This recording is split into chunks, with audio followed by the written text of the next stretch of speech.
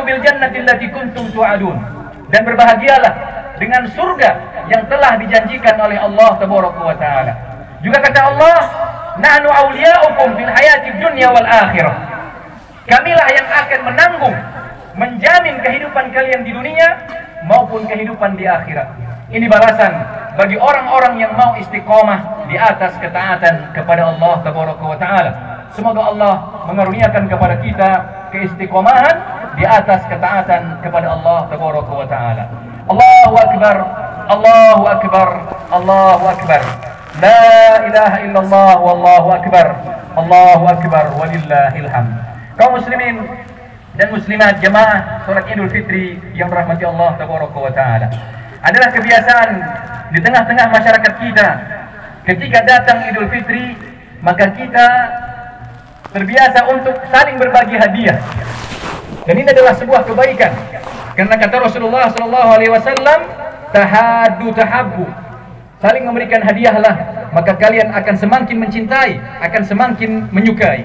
Tapi Rasulullah mengingatkan kepada kita, ada satu hadiah spesial yang ketika ini belum dilakukan, maka pada hakikatnya kita belum memberikan hadiah apa-apa.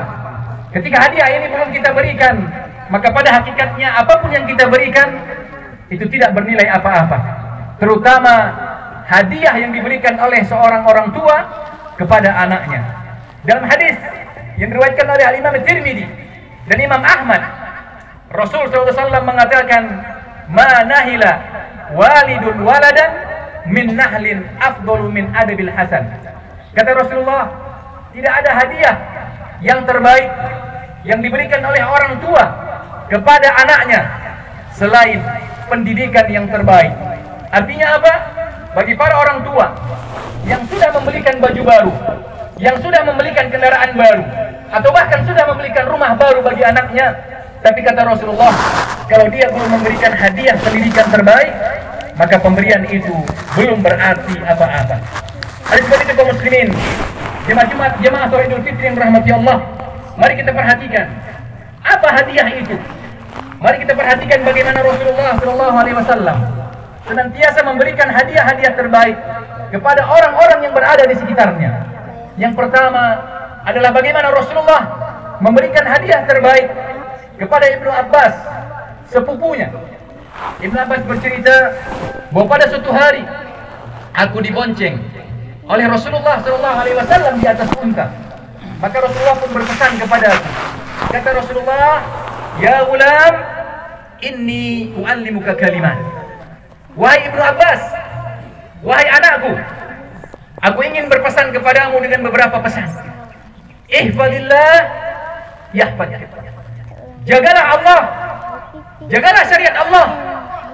Jangan ketika Ramadan berlalu, syariat Allah pun sudah tidak kita jaga lagi. Jangan karena Ramadan karena Lebaran sudah datang, syariat Allah pun sudah kita lupakan. Jagalah syariat Allah, kata Rasulullah, yahfadka, maka Allah akan menjagamu. Ihfadillah tajidhu tujahak. Jagalah syariat Allah, kata Rasulullah kepada Ibnu Abbas, maka engkau akan dapati, wahai anakku, Allah akan senantiasa membantumu. Wa idza sa'alta fas'alillah.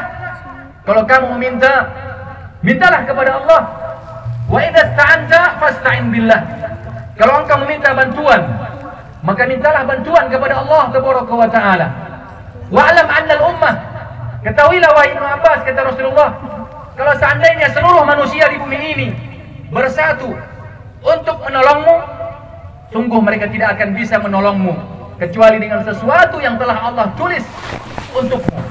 Dan ketahuilah, kata Rasulullah, kalau seandainya seluruh manusia bersatu ingin menyakitimu, ingin menghancurkanmu, ketahuilah, kata Rasulullah, mereka tidak akan mungkin bisa menyakitimu, mereka tidak akan mungkin bisa menghancurkanmu kecuali dengan sesuatu yang telah Allah tetapkan untukmu. Rufi'atil aqlam wa jaffatis suhuf. Pena-pena telah diangkat dan lembaran-lembaran telah kering. Ini hadiah pertama yang diberikan Rasulullah kepada orang-orang yang berada di sekitarnya. Ini peringatan kepada para orang tua agar tidak lupa memberikan hadiah ini kepada anaknya. Oleh suami untuk memberikan hadiah ini kepada istrinya, yaitu hadiah berupa pendidikan akidah yang benar. menyandarkan, mengingatkan orang-orang yang berada di sekitar kita bahwa pada hakikatnya yang dapat membantu kita adalah Allah. Tanpa bantuan dari Allah, kita tidak berarti apa-apa. Ini menjadi penting, apalagi di saat sekarang ini, di tengah umat Islam digoyang dengan berbagai macam permasalahan, termasuk permasalahan akidah.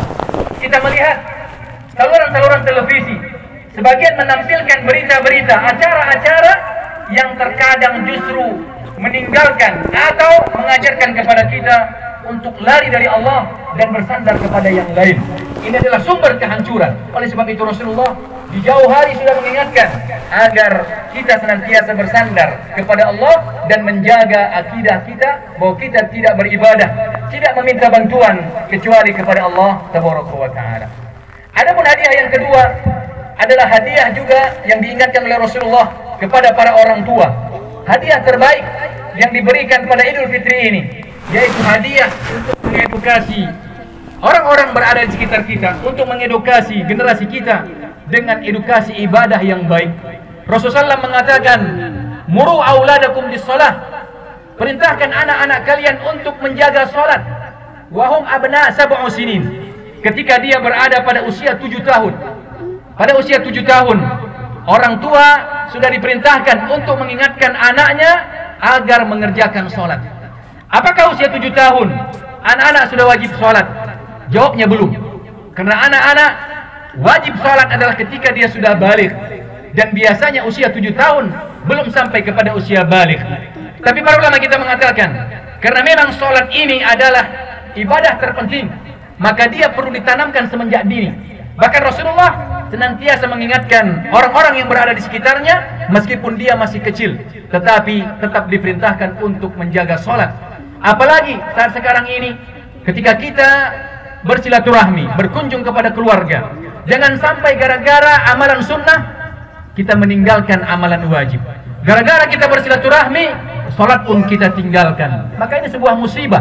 Maka hendaknya silaturahmi tetap berjalan dan salat pun jangan kita tinggalkan. Kata Rasulullah, dan berikan dia hukuman kalau sudah sampai usia 10 tahun dan dia belum melaksanakan salat. Ini peringatan bagi orang tua. Berikan hadiah, ingatkan dia tentang salat agar ketika dia besar dia menjadi orang-orang yang menjaga salat.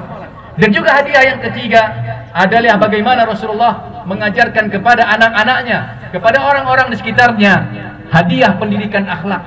Rasulullah SAW mengajarkan kepada Umar bin Abi Salamah ketika beliau makan, ketika Umar bin Abi Salamah makan dan makannya dengan cara yang tidak baik, maka kata Rasulullah, "Wahai anakku, makanlah dengan tangan kananmu. Bacalah bismillah, makanlah dengan tangan kananmu dan makanlah dengan makanan yang apa yang ada di sekitarmu." Rasulullah mengajarkan akhlak yang baik. Karena memang agama Islam ini akan sempurna ketika akidah kita benar, ibadah kita baik dan akhlak kita juga mulia. Saat sekarang ini bagaimana umat Islam kita sedang diperangi dengan berbagai macam acara, berbagai macam tontonan yang terkadang atau cenderung merusak akhlak generasi muda kita. Dan juga Rasulullah mengingatkan agar di antara akhlak yang dijaga adalah bagaimana menjaga akhlak dalam pergaulan. Kata Rasulullah, "Wa farriqu bainahum fil madaji."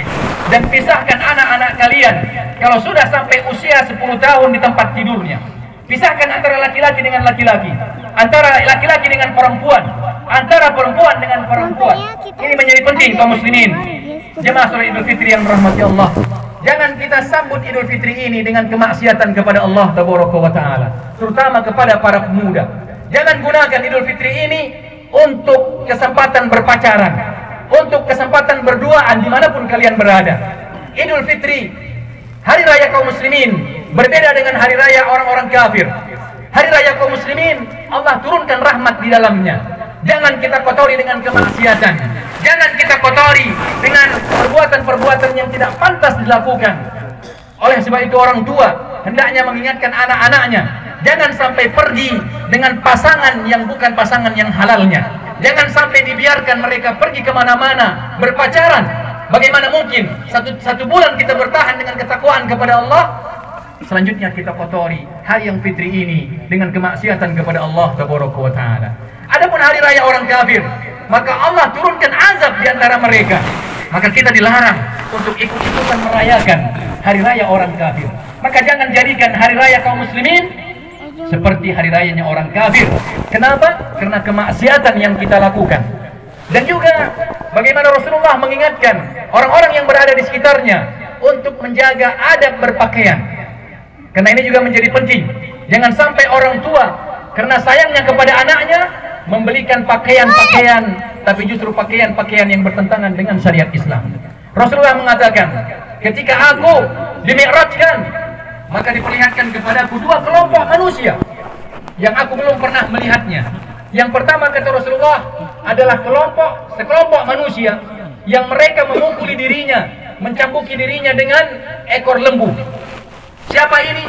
Kata Rasulullah, mereka adalah para penguasa, para pemimpin yang mereka mempunyai kekuasaan, tapi mereka gunakan untuk menzolimi masyarakatnya. Ini peringatan kepada para pemimpin. Dari tingkat yang terendah sampai tingkat tertinggi. Jangan sampai kita menzolimi orang-orang yang berada di bawah kepemimpinan kita, karena nanti akan dihukum dengan memukuli diri atau orang-orang yang memiliki kekuasaan tersebut. Yang kedua, kata Rasulullah, kelompok yang tidak aku pernah melihatnya adalah nisaun kasiyatun ariyat, yakni perempuan, dia berpakaian tapi telanjang. Kata para ulama kita, subhanallah, bagaimana kata Rasulullah, para wanita dia berpakaian tapi telanjang. Siapa ini? Jangan sampai kita sambut lebaran dengan berpakaian tapi telanjang. Al-Imam Muslim menjelaskan hadis ini di dalam kitab. Al-Imam Muslim menjelaskan hadisnya bahwa beliau mengatakan bahwa yang dimaksud dengan berpakaian tapi telanjang adalah orang yang berpakaian tapi dia tidak menutup seluruh auratnya. Ini pelajaran bagi para orang tua kepada para suami. Jangan sampai lebaran ini kita kotori dengan pakaian anak-anak kita, pakaian istri-istri kita yang tidak menutup aurat secara sempurna.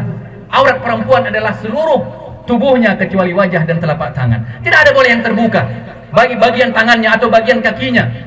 Kata Rasulullah, kata para ulama kita, bahwa bagi siapa perempuan yang ketika dia keluar rumah atau berada di hadapan mahramnya, dia berpakaian tapi tidak menutup auratnya secara sempurna, maka pada hakikatnya dia berpakaian tapi masih telanjang. Yang kedua, yang dimaksud dengan berpakaian tapi telanjang adalah orang-orang atau para wanita yang berpakaian tapi pakaiannya ketat, membentuk bagian-bagian tubuhnya. Dia tidak menutup aurat, tapi dia membungkus auratnya. Maka bagi para wanita atau siapa saja yang ketika dia keluar rumah, dia berpakaian tapi tidak menutup auratnya, hanya membungkus, membentuk auratnya, kata Rasulullah, ini adalah orang yang berpakaian tapi telanjang. Dan yang ketiga adalah orang yang berpakaian tapi berpakaian dengan tipis, sehingga tubuhnya terlihat dari luar, pakaiannya tidak menutupi auratnya. Orang-orang ini dikatakan Rasulullah adalah orang-orang yang berpakaian tapi telanjang. Kata Rasulullah, orang-orang seperti ini la yadkhulunal jannah. Orang-orang yang berpakaian tapi telanjang, dia tidak akan masuk surga. Wala yajidna rihaha, bahkan dia tidak mencium baunya surga. Kata Rasulullah, padahal surga tersebut bisa dicium dari jarak sekian dan sekian. Ada yang menyatakan dari jarak 10-70 tahun perjalanan, karena saking wanginya surga tersebut. Tapi orang yang berpakaian tapi telanjang, jangankan masuk surga, mencium bau surga pun dia tidak akan pernah menciumnya. Ini menunjukkan betapa jauhnya dia dimasukkan oleh Allah ke dalam neraka. Inilah hadiah-hadiah yang penting kita berikan kepada orang-orang di sekitar kita. Kita saling mengingatkan di atas ketakwaan kepada Allah Subhanahu wa taala, agar kita tetap istiqomah dan kita meninggal di atas keistiqomahan, di atas ketaatan kepada Allah Subhanahu wa taala. Innallaha wa malaikatahu yusholluna 'alan nabi ya ayyuhalladzina amanu shollu 'alaihi wa sallimu taslima. Allahumma ighfir lil muslimina wal muslimat wal mu'minina wal